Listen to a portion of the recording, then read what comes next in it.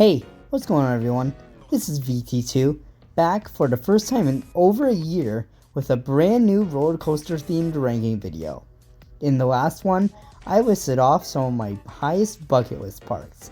Since having made that video, I have visited 2 of the parks featured on that list. Anyways, since 2024 will be on its way out in a few weeks, I figured I'd list off my top 15 favorite roller coasters, which all come from 3 different major amusement parks.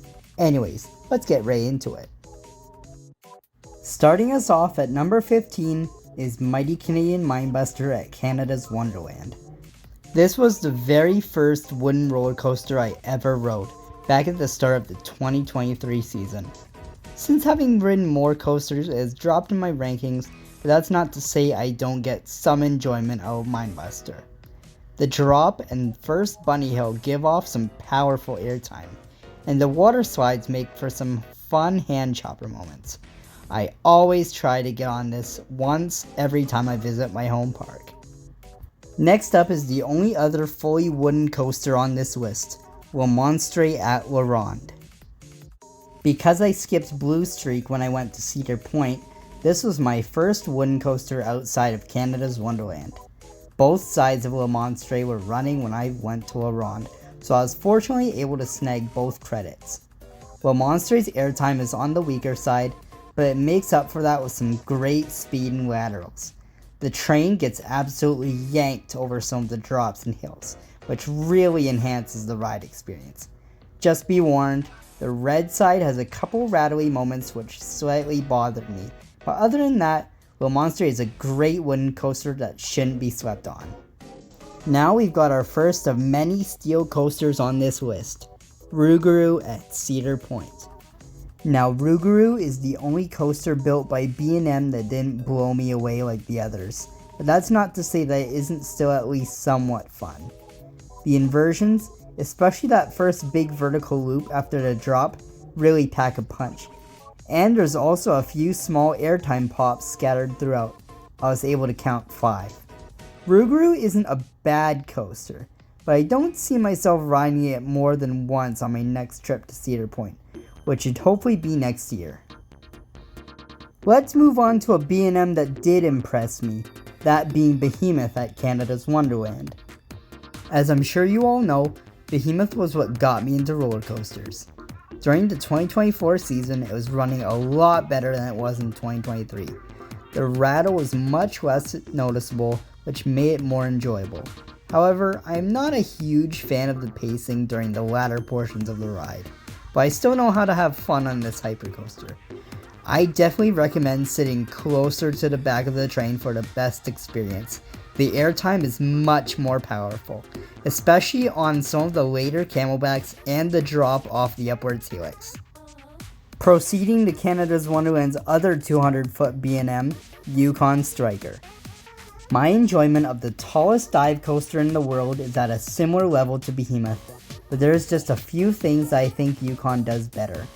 First of all, that massive 245-foot drop gets me every single time. Also, the inversions help in making this coaster quite intense. I love the floatiness of the 0G roll and the forcefulness of the vertical loop. Yukon Striker is certainly tricky for first-time riders to conquer, but when they do, it's such a breeze afterwards. This is another coaster I try to get a ride on every single time I visit Wonderland. I think it's time we take a break from talking about coasters in Ontario and move over to talking about Quebec's tallest coaster, Goliath at La Ronde. While Behemoth and Yukon are admittedly pretty fun, Goliath is superior to both of them. While it isn't as tall, it still outperforms Behemoth in just about every category. Some of the airtime moments in the very back row have quite a lot of power to them, especially that banked camelback just before the brake run. I also noticed that Goliath doesn't lose as much speed as Behemoth does, which is refreshing to experience. It was very cool getting on a coaster that I waited almost 2 years to go on, and I'm sure fate will bring me back to La Ronde to get some re-rides on it. And you thought I was done talking about airtime-centric rides. Well you're wrong. Because next we have Magnum XL200 at Cedar Point. All jokes aside, the B&M Hypers haven't got anything on the world's first 200-foot coaster. Magnum is pretty polarizing. Some love it, others don't. Fortunately, Magnum fell on my good side. The drop isn't super steep, but the airtime is absolutely incredible. You go over 2 camelbacks before passing into a somewhat shaky turnaround, then you get to the best part of the ride, the return trip, during which you are thrown over a series of sharply profiled bunny hills that each give some really powerful ejector airtime. I had one hand on my sunglasses in my pocket and the other gripping the lap bar during this hilarious moment. I highly recommend riding Magnum XL200 whenever you get out to Cedar Point, although I can't promise your ride experience will be pain-free. Staying at Cedar Point but moving closer to the front of the park, we have Raptor. Raptor is pretty much impossible to miss when walking up or down Cedar Point's midway. This tall green B&M invert makes its presence known with its loud, distinct roar and picturesque elements. On the ride, you are whipped through 6 forceful inversions and a couple helixes. Raptor may give some mild headbanging if you don't keep your head forward, but is still a very smooth ride regardless of that.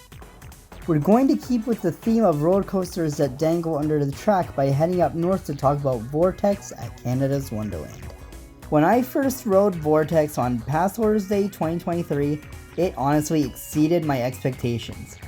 I hear a lot of members of the coaster community call this the best aero-suspended coaster, and having been on Iron Dragon so far, I can definitely see how that could be true. Vortex's layout is filled to the brim with swooping turns that pass Lazy Bear Lodge, over the water, and around Yukon Strikers Drop.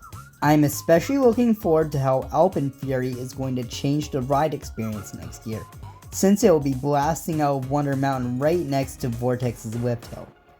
Vortex is definitely worth your attention whenever you get out to Wonderland.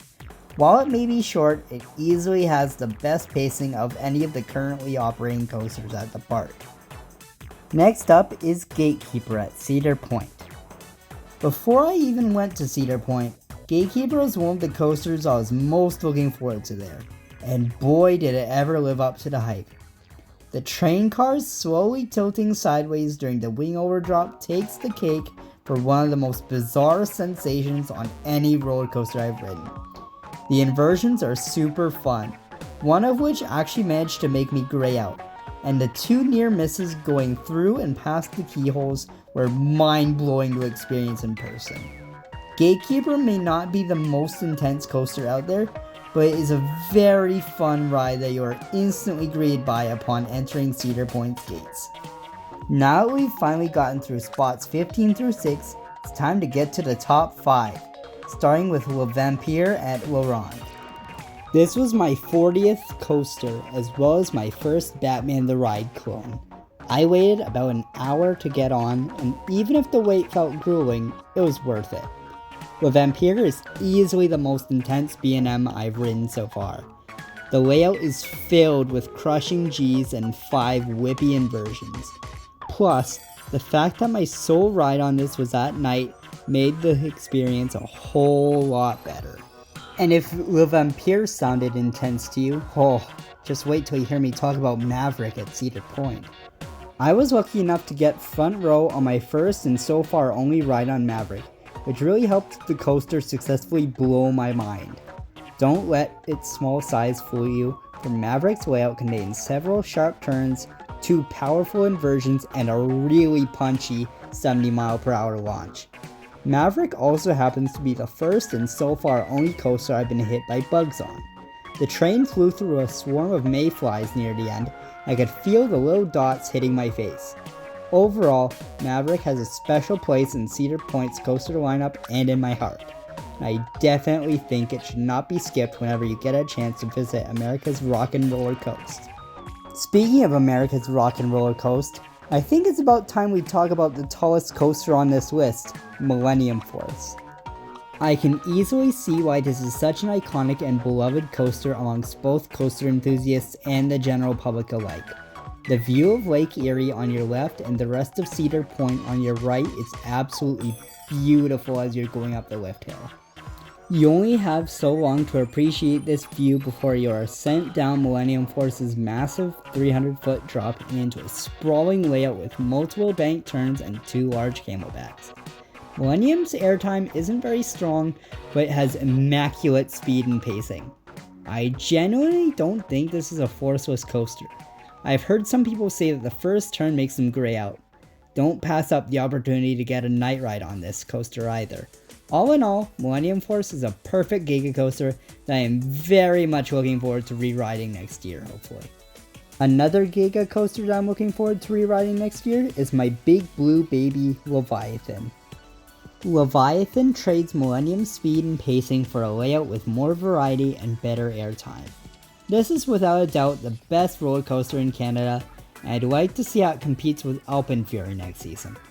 Most people in the coaster community that I know wouldn't put Leviathan this high in their rankings, but for me, it's this high mostly because of personal value.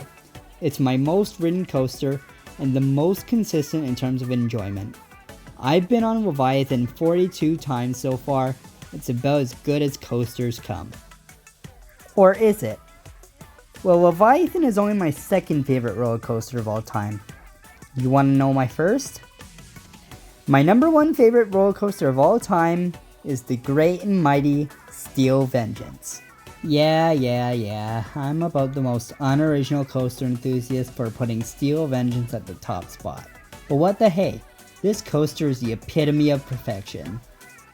I was already looking forward to it prior to my visit to Cedar Point last summer, but man, did it ever exceed my expectations. You just know a roller coaster is good when you've entered a brake run rolling in tears laughing. Steel Vengeance's fast-paced layout is filled with endless moments of ejector airtime that manage to put the biggest smile on my face. Plus, the moments where the train weaves in and out of the wooden support structure add to the insanity that this ride has to offer. It has been over 5 months since I rode Steel Vengeance, and I'm honestly still processing it. I am highly anticipating getting on more RMCs in the future, and I'm eager to see how they stack up to Steel Vengeance. And that's all for this video. Feel free to leave your top 15 favorite roller coasters in the comments, and while you're at it, make sure to like and subscribe and tap the notification bell so that way you won't miss any of my videos. Peace out everyone.